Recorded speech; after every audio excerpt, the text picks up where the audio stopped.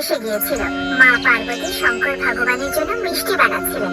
তখনই গণেশ ভগবান সেখানে এসে বললেন, মা, এই মিষ্টিগুলো আপনি কার জন্য বানাচ্ছেন?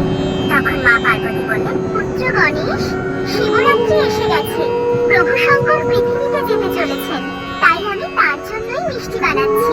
এই কথা শুনে গণেশ ভগবান তাড়াতাড়ি দৌড়ে নন্দী মহারাজের কাছে গেলেন এবং বললেন, নন্দী মহারাজ, আপনি কি আমার পিতাশ্রীকে কোথাও দেখেছেন?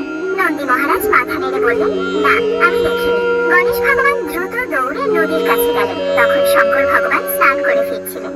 গণেশ ভগবান জিজ্ঞেস করলেন, পিতাশ্রী, আপনি কোথায় যাচ্ছেন? শঙ্কর ভগবান বললেন, পুত্র গণেশ, শিবরাত্রি এসে গেছে, আমি কয়েকদিনের জন্য পৃথিবীতে যাচ্ছি।